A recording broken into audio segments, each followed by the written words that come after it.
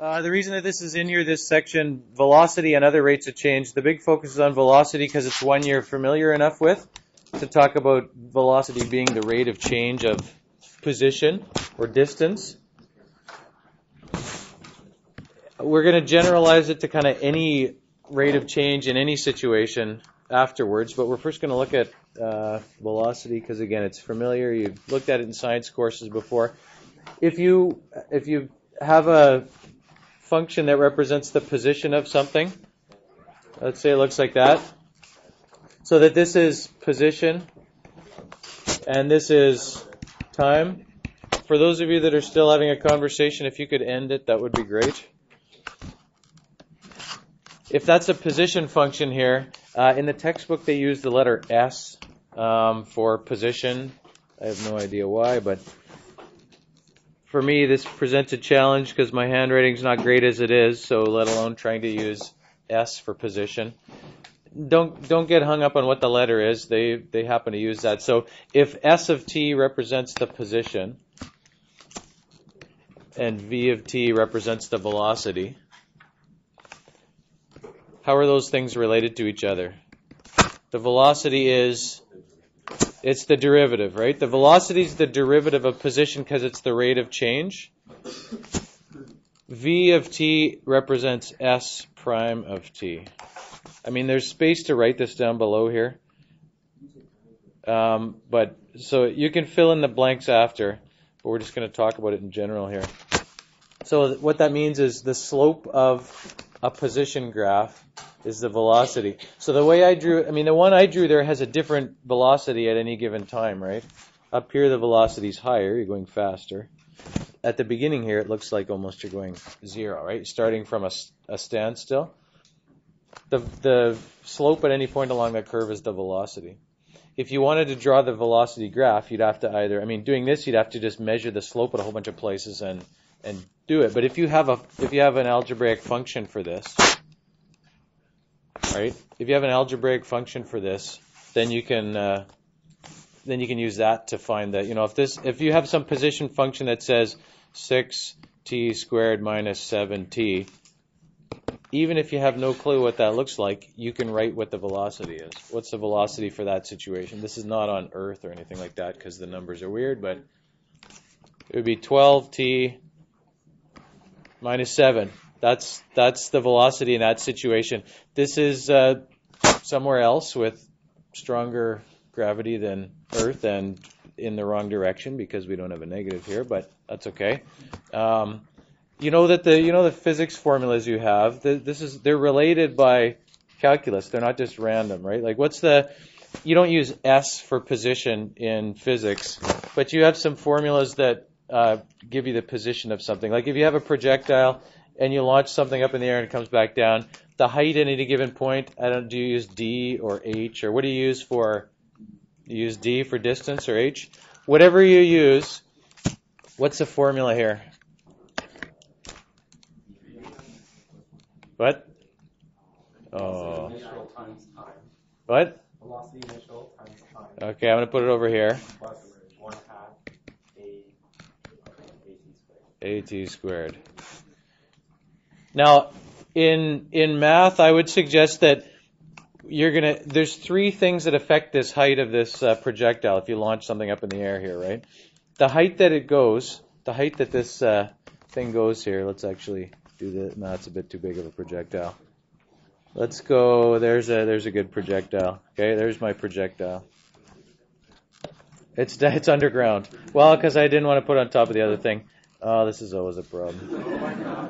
Okay, I gotta change here. Let's start from scratch again. Let's do this. Let's do a tiny little circle. It's easier to grab. So it's a very large projectile. That's okay. This might work. Okay, here's our projectile. It's going up in the air. The height, the things that affect how high it goes are a couple of things, right? How high it goes, it depends on how hard you throw it, right? What velocity you give it at the start. If you give it a very small velocity, it's only going to go up like that, right? If you give it a large velocity, it's going to go up higher. It's going to follow a parabola, okay, just based on the way the whole dynamics work. It's affected by the initial velocity, and that's what this term represents. The bigger the initial velocity, the larger this ends up being, right, at any given time. The other thing that affects it is the effect of gravity, right? And that's what this is, obviously. If you were on the moon, that number would be different, and of course it would go higher, right? Like if you take a golf club on Earth and you hit the ball and it kind of goes, a golf ball doesn't actually travel like a nice parabola. We sometimes pretend it does, but there's so much wind resistance that it does a bit more like this, like it drops down quicker than it went up. But regardless, even if you pretended that it was a nice parabola, on Earth your golf ball might go like this. And if you hit it with exactly the same initial velocity on the moon, it's going to go, number one, it's going to go farther, and it's going to go higher because there's a much lower acceleration due to gravity. All right, so you're going to be able to hit these monster 2,000-yard drives on the moon. I don't know what obviously we don't have a real record, but I'm sure somebody's figured out what you could actually do, what the equivalent would be. Like if you can drive it 350 yards on Earth, what is that? What would that be the same as on the moon? You could figure it out probably. There's actually one more thing that we could put in here that affects how high it goes.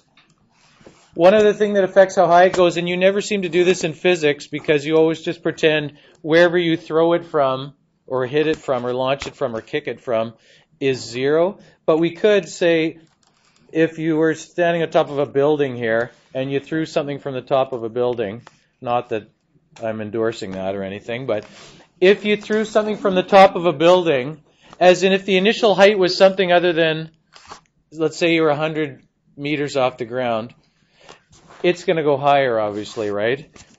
What that would be is if you put something like initial position. In physics, you basically say, well, we don't need that. Let's just call this zero. Anywhere you start, in physics, I think what you do is you say the starting point is zero. But here, we could easily say, I hope you can see that you could just tack on 100, and then this would be 100 more, right? If you called this 100. All right? There's three terms. How high you start, what initial velocity you give it, and then the effect of gravity. If you do the derivative of this, you'll see what you get here. The derivative of this position function is going to be velocity. What's the derivative of this? What's the derivative with respect to time, right? Well, where t is the variable, obviously, right? Like a and vi and si are constants, right? So what is it? Let's do the easy terms. What's that? It's a constant, zero. The initial position doesn't affect the slope of this thing. That's what that means. This has no effect. Starting it up higher doesn't affect the slope of this graph. The only change that starting it higher is the number that you get is more. But moving it up and down like that number on the end doesn't change the slope of the graph. Changing the initial velocity does. It's going to make it steeper, right? That changes how steep it is, right? Your initial velocity, that changes how steep it is. So that does affect the velocity. What do I get here? What is the derivative of that? It's just VI, okay? And then what is this? It's just AT, right? Because if you have 1/2 AT squared, it's 2 times 1/2 AT, right? You've seen this before, obviously. We're going to have to continue this after. What's the